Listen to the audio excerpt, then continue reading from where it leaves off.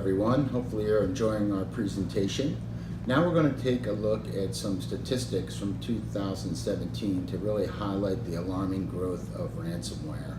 We're also going to take a look at some potential cybersecurity attacks you may be facing now and in the near future. So, why is this important? As I mentioned earlier, ransomware is growing at an alarming rate, and we can look at some statistics from 2017 that'll put it in a little more perspective. So they're saying cybercrime damages around the world will hit $6 trillion by 2021. And that's correct. It's trillion with a T. 156 million phishing emails are sent globally each day. We'll talk a little more about emails and what to look for, but I'm sure we've all received emails that ask for our information. Never provide your username, your email address, and definitely not your password in response to any email inquiry. Another statistic, 91% of cyber attacks start with the phishing email. So not only is this widespread, it is saying that email is the main vehicle for delivery. So this isn't only your work email. If you're a Yahoo or Gmail user, as an example, you also can get ransomware there. If you happen to be using it on your computer at home, you have tremendous risk in losing everything that's on that computer. Going forward with some more email statistics, they're saying now that 1 in every 131 emails contain some sort of malware. If you're like me, my personal email, my Gmail, gets bombarded. I get hundreds and hundreds of messages a day, and based on these statistics, I'm sure several of them are or do contain malware. According to the FBI, more than 4,000 ransomware attacks occur daily. That's a pretty big number.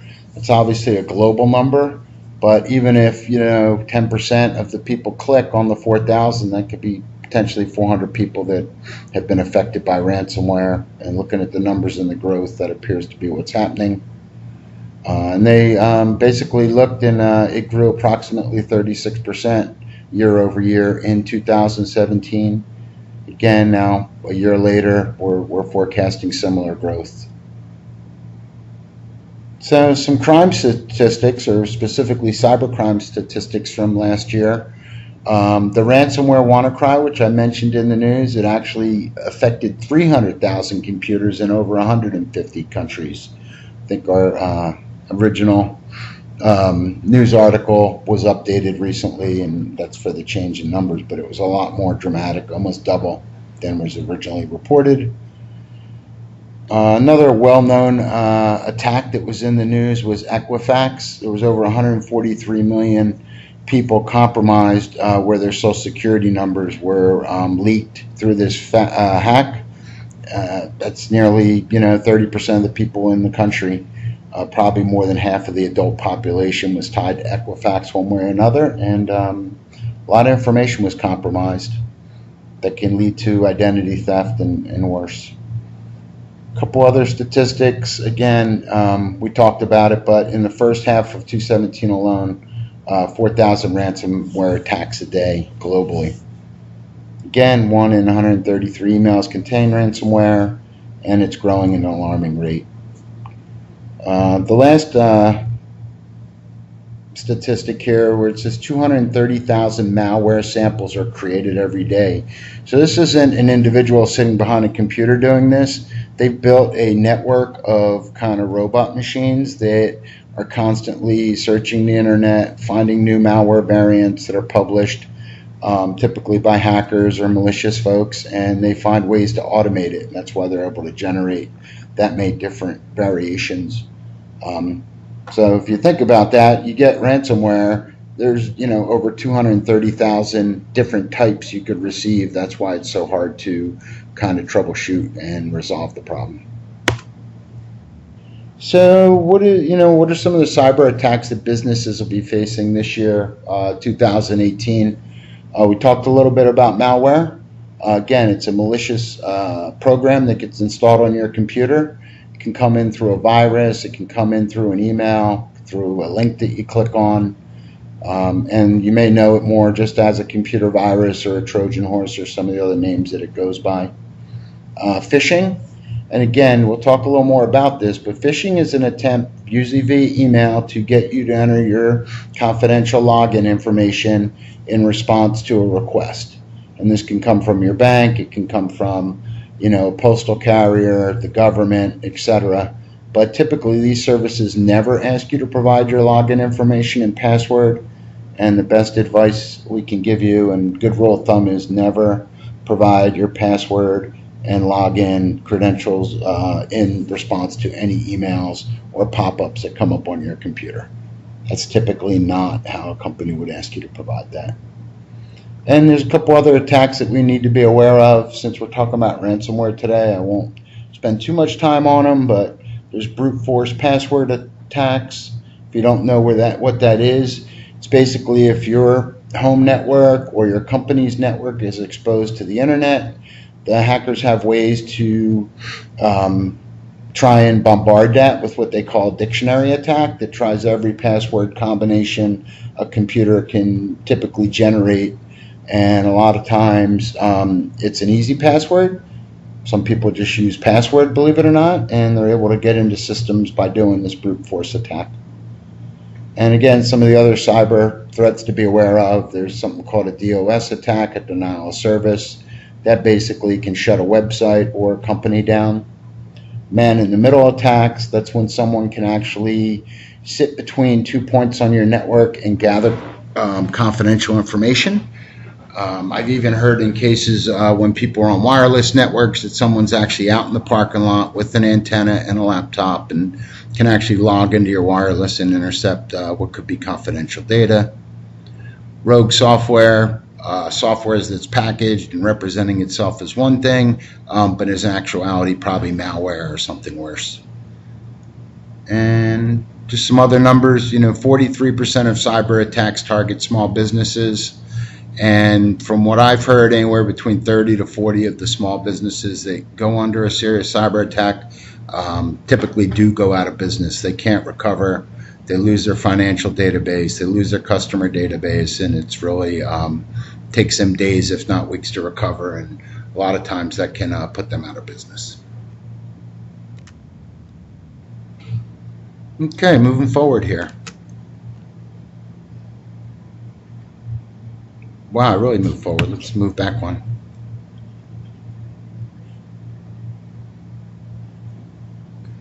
All right, so how does ransomware work? And starting at the top left and moving over then down, basically a user, you, receive a spam message with some type of attachment or link that they want you to click on. If you do click on that link or open that attachment, it reaches out to the internet and downloads a dangerous program. It can then lead to putting ransomware on your computer. Once it's on your computer, the files that your computer has on it are encrypted. What encryption is, it's a way of locking up your files that you cannot view them unless you have a special key.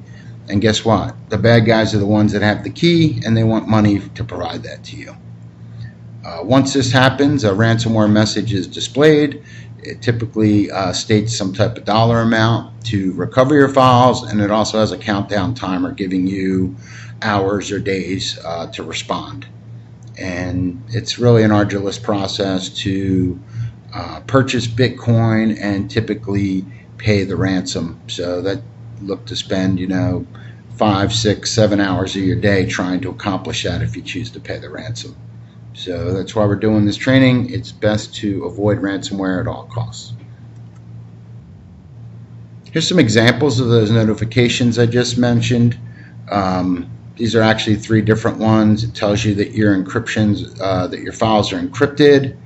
It's telling you how much Bitcoin they want, and it also has that countdown timer on how much time you have. Even if you decide to pay the ransom, there's no guarantee that they will release your files. Sometimes ransomware has been sent by an automated bot network. So when you actually pay the ransom, there's no one there to actually receive it and then free up your files. I don't believe we have the statistics on here, but I saw somewhere earlier that I believe only 1 in 4 people that have been affected by ransomware actually have paid the ransom and been able to get their files back. So tremendous risk here. Even if you decide to pay, there's no guarantee you're getting your information back. So another tactic that kind of hackers, bad guys, whatever you want to call them, use is called social engineering. And just to talk a little bit about that, I think everyone's somewhat familiar with the concept, though you may not know it defined as social engineering. It's basically a con game. If you're like me, I get calls from people purporting to be Microsoft. Sometimes they're saying they're the IRS, and they're trying to elicit a response from me in response to some type of scare tactic, either a warrant's out for your arrest. In the case that Microsoft's calling, they detected something wrong with your computer and they want to connect to it. Don't ever fall for these type of scams. One, if the IRS really was after you, I'm sure they would send you a notice in the mail. If Microsoft does not have the bandwidth, nor will they call you unsolicited and tell you they found a problem on your computer. So don't fall for these type of tricks. These social engineers are really crafty. They're really convincing. And unfortunately, people that may not be as computer savvy fall for this type of thing, and it can cost them a lot of time and money. And it can be a big scam. So, another tactic they use, they'll pretend to be a colleague or someone that works at your company, and they're usually calling saying, this is so-and-so, at a customer site, I need to log into the remote network ASAP to help them out, and they'll basically ask you for the credentials to log into a network. And once they get that, it's kind of like giving the keys to the kingdom away. So don't fall for any of these tactics, and be aware that they're out there and being practiced on a regular basis. A couple other popular ways that social engineering gets people's computers infected with malware. A few other tactics, like I said, we'll talk about. One is called baiting, and this is a pretty silly one, but I guess people fall for it or have. That's, if you're familiar with what a USB drive is, it's basically a little stick that has memory on it. People sometimes use it to move files from computer to computer or different information like that. Baiting is basically leaving that jump drive somewhere, whether it's on the sidewalk, on someone's desk, and these people pick it up. They want to plug it in their computer and see what's on there.